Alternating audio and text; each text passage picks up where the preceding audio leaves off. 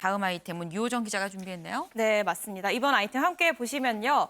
대선 주자인데 이재명 정치 신인 윤영선과 박빙입니다. 네. 이 주말 사이 나온 개항을 여론조사 얘기인데요. 이 민주당의 이재명 후보 대 국민의힘 윤영선 후보, 이 대선 후보 대 지역 토박이 의사. 네. 이 다윗과 골리앗의 싸움이 될 거다라는 전망이 많았는데요. 맞아요. 이 예상과 달리 두 후보가 오차 범위 내 접전을 벌이고 있다라는 여론조사 결과가 잇따라 나오면서 눈길을 끌고 있습니다. 지금 보시는 여론조사는 지난 19, 20일에 실시한 조사인데요. 네. 이재명 후보가 45.8%, 윤 후보가 49.5%로 오차 범위 내지만 네. 여론조사상 처음으로 윤 후보가 이 후보를 앞지른 결과가 나왔거든요. 네. 그런데 이후에 나오는 또 다른 여론조사들에서도 네. 이 비슷한 박빙의 결과가 잇따라 나오고 있습니다. 또 다른 여론조사 보시면요. 윤 후보가 47.9%, 이 후보가 47.4%로 굉장히 0.5%포인트자 네. 초박빙 조사 결과가 그러네요. 나왔습니다. 이런 결과가 잇따르자 이재명 위원장은 거듭 자세를 낮추고 지지를 호소하고 있는데요. 오늘 봉하마을을 찾았잖아요. 네. 그에 앞서서 김해 수로왕릉 일정이 있었거든요. 네. 오늘 이곳에 이재명 후보가 신라시대 왕의 옷차림을 한 채로 이 현장을 방문을 했습니다. 네. 이 당시에 관복을 입고 금색 이 관을 쓴 차림으로 참배를 하는 모습이었는데요. 네. 특히 이 이어진 유세에서 김해 시민들한테 혹시 여기 개항을에 아시는 분 있으면 전화 좀 해달라라면서 한 표 한 표를 적극 호소하는 모습이었습니다. 네, 이 개항을에 아는 사람이 있으면 좀 소개를 해달라라는 이 말. 사실 지금 이 앞선 여론조사 소개된 박빙인 여론조사를 보면은 이재명 위원장 지금 김해에 가서도 이 얘기를 할 수밖에 없는 지금 그런 상황이 아닌가 하는 생각이 듭니다. 근데 이런 여론조사에 이재명 위원장 어떤 지지층이 좀 강력 반발하고 있다고요. 네, 뭐 지지자 모임 제명인의 마을에서 여론조사에 대한 이 반발 목소리가 나오고 있는 상황인데요. 이 불신이 확산하고 있습니다. 네. 이 여론조사 결과 절대 아니다. 이 조작도 정도가 있지 속지 말자. 인천에서 말도 안 된다라는 반응들이 잇따르고 있는 상황이고요. 네. 이 동시에 이런 반응이 있는 반면에 동시에 30대 개딸들 어디 있냐, 뭐 마지막까지 방심하면 안 된다라는 목소리들도 나오고 있는 상황입니다. 네. 여기에 진보 성향의 시민단체인 적폐청산 국민참여연대는 이 여론조사 기관을 실제로 경찰에 고발할 예정임을 밝히기도 했는데요. 네. 여론조사 왜곡으로 선거에 개입했다라며 공직선거법 위반으로 경찰에 고발할 예정임을 SNS에 본인이 밝히기도 했습니다. 네, 지금 이 지지층이 강력 반발하고 있습니다. 이거 제대로 된 여론조사가 아니다. 뭐 지금 이런 주장을 하고 있는 건데 지금 이재명 위원장도 아마 좀 이 충격을 받지 않았을까 싶으면 대선 주자였었거든요.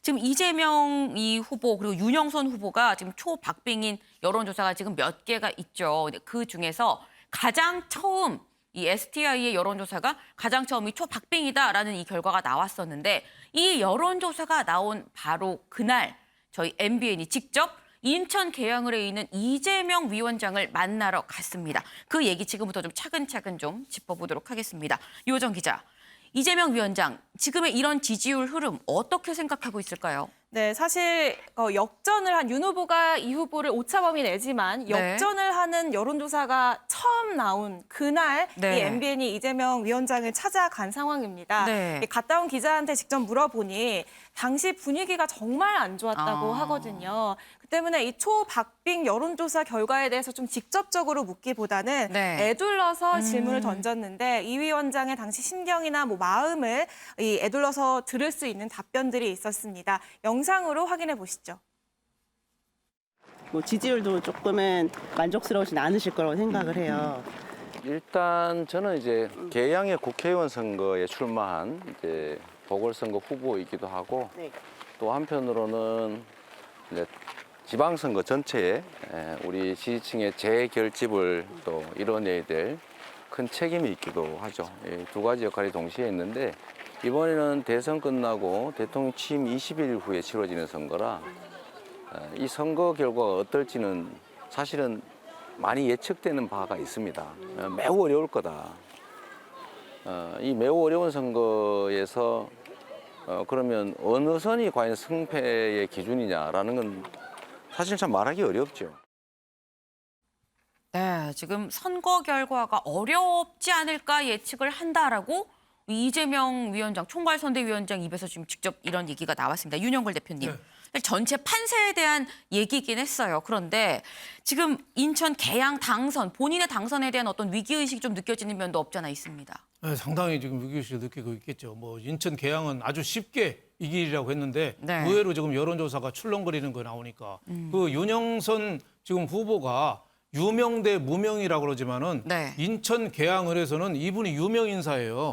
거기서 25년간 내과 병원을 운영했고 네. 인천에서는 충남세가 세거든요. 혹시 또 충- 인천에 연고가 있으실까요? 그분이 충남 출신인데 네. 인천에서 병원을 그 동네에서 인천 계양이면 25년을 했어요. 네. 그래서 25년 대 25일.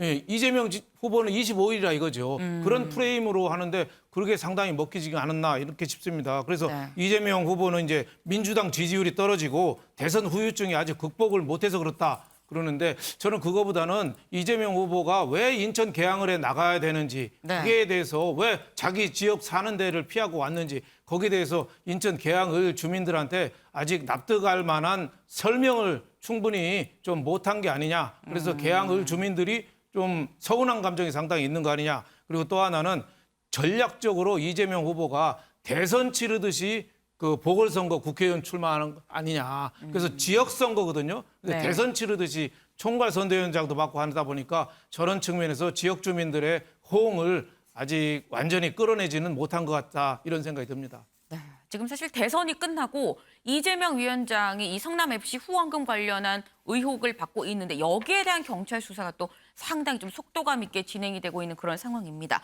여기에 대해서 저희 이 취재진이 직접 이재명 위원장한테 물었더니 이 여느 질문들보다도 훨씬 더 좀 더 세게 강하게 목소리를 높였는데요. 그 모습도 같이 들어보고 오시죠.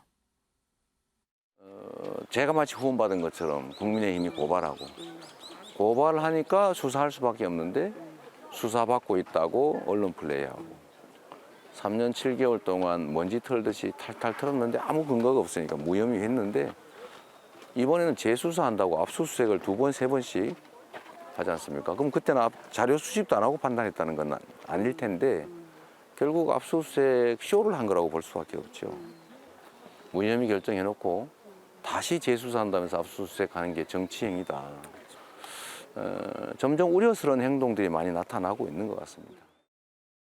네, 지금 이재명 위원장 결국은 정치적인 압수수색 그리고 경찰의 수사가 이어지고 있는 거 아니냐라는 지금 이런 얘기를 했습니다. 근데 이재명 위원장의 이런 입장 굉장히 좀 적극적으로 지지하고 또 대변하는 이 지지층이 있습니다. 바로 개딸, 개혁의 딸이라고 하죠. 이 개딸 지지층. 지금 박지원 비대위원장의 사퇴를 요구를 하고 있거든요. 이호정 기자. 여기에 대해서는 뭐라고 얘기했을까요? 네, 뭐 박지원 비대위원장 사퇴 문제도 있었고 국회의장 선거에 당원 목소리를 반영해달라는 뭐 요구들도 나오고 있는 상황인데요. 네. 이들이 사실 이재명 위원장을 중심으로 생긴 2030 지지층이기 때문에 네. 이재명 위원장 본인이 어떻게 생각하는지도 저희 기자가 직접 물어봤습니다. 그 답변 영상으로 보고 오시죠.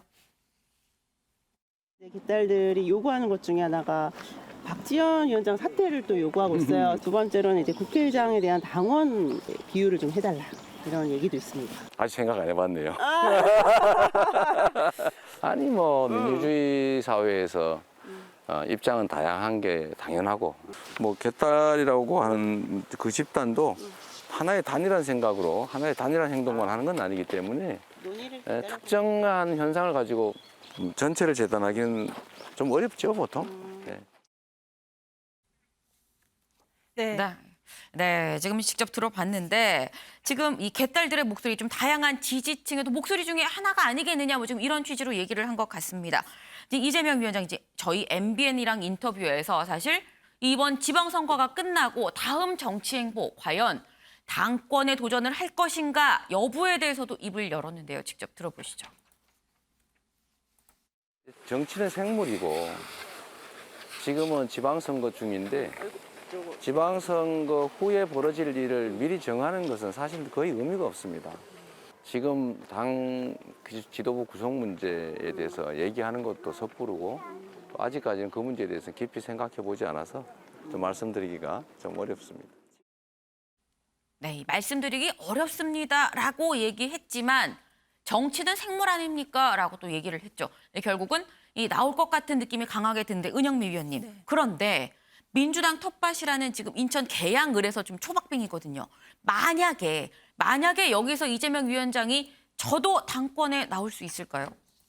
아까 이재명 위원장이 인천에 계양을에 아시는 분이 있으면 전화 좀 해주세요라는 말을 했다는 말을 듣고 네. 정말 절박하구나 이 생각을 했는데 네. 지금 이제 세 가지 시나리오가 있어요. 이재명 위원장이 만약에 인천 계양을 해서 본인이 떨어진다 국회의원 선거 재보궐 해서 네. 그럼 완전 이거 충격적이죠. 네. 그거는 설사 당이 지금 한 5곳 정도만 우세로 자기 판세를 보고 있는데 전체 지역구에서 전국에서 네. 근데 여기서 한 67개를 더 얻는다고 한들 이재명 후보가 본인의 지역구에서 떨어져 버리면 이재명 후보는 입지는 크게 위축될 수밖에 없죠. 네. 그런데다가 만약에 이제 본인은 당선됐는데 인천 네. 계양을 해서 그 선거에서 한 5개 지금 우세한 게 전남부, 그다음에 광주, 세종, 제주 정도만 확실하거든요. 이것도 물론 이후에 어떻게 될지 모르지만 아무튼 다른 지금은 지역에서 그렇죠. 안 되면 지금 현재 판세로는 한 네. 5개 정도가 확실한 우세 지역인데 이거밖에 또 그대로 자기는 당선되더라도 이거밖에 만약에 못 가져오면 거기도 또 이재명 효과는 없었구나. 그럼 자신의 입지가 또 줄어들 수밖에 없고. 네. 그런데 거기에다가 본인도 안 당선돼.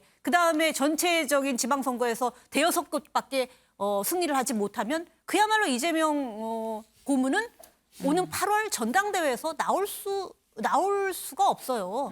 사실 정치 생명에 굉장한 타격이 네. 오는 거고 그 막 다시 재개하려면 또다시 일정을 잡아야 되는 그건 불투명한 거죠. 그렇기 때문에 일단은 최소한 자기 지역구에서만은 이겨야 되는데 지금 네. 상황이 녹록지 않다라는 것이 굉장히 이재명 아까 후보의 발언에서도 느껴졌지만 절박감을 느낄 수밖에 없는 그런 상황인 것 같습니다. 네, 지금 이재명 위원장 인천 계양을에 출마를 했습니다. 근데 이 인천 계양을에 출마한 사람이 아니잖아요. 이 사람 분당갑에 출마한 안철수 위원장이 나왔어요. 네, 맞습니다. 안철수 후보는 이재명 선대위원장과 같이 이 선대위내 공식 직함은 없는 상황이거든요. 맞아요. 그럼에도 불구하고 이 주말 사이 인천 계양을을 직접 찾아서 윤영선 후보 지원 유세에 나섰습니다. 마침 어제 이 후보가 이 대전과 충청 지원을 나서면서 인천을 비운 상황이었거든요. 네. 그런데 안 후보가 이곳을 찾아서 정치는 연고가 중요하다며 이 지역 토박이인 윤 후보에게 힘을 실는 동시에 이재명 후보를 겨냥했고요. 네. 지지자들은 계양이 호구냐라면서 호응하는 모습이었습니다. 네, 지금 이 안철수 후보가 지금 인천 계양까지 원정을 나온 그런 상황입니다.